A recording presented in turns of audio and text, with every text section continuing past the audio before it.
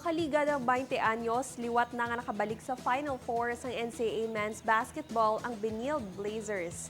Sa hampang ginpatigayon kay inasang udto sa Phil Oil Eco Oil Center sa San Juan City, ginlutos ang Blazers ang San Sebastian Stags 83-78 para siguruhon nga magahampang paini pagkatapos ng elimination round. Ang kadalagan sang Blazers ang ginpangunahan ni Will Gozum nga nakatigayon sang 25 points. Bangod sa kalutusan sang Stags, automatic naman nga nagsulod sa Final Four ang San Beda Red Lions.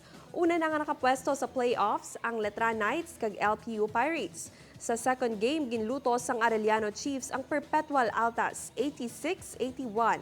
Bantay naman buwas alas 12 sa udto ang enkwentro sa tunga sang LPU Pirates kag JRU Heavy Bombers. Ini ang pagasundan sang sambuwa sang San Beda Red Lions kag Letra Knights. Ang hinampang sa NCAA Season 98 Men's Basketball Tournament ang live man nga malantaw sa GTV kag sa streaming sang GMA Sports PH kag NCAA Philippines official Facebook page.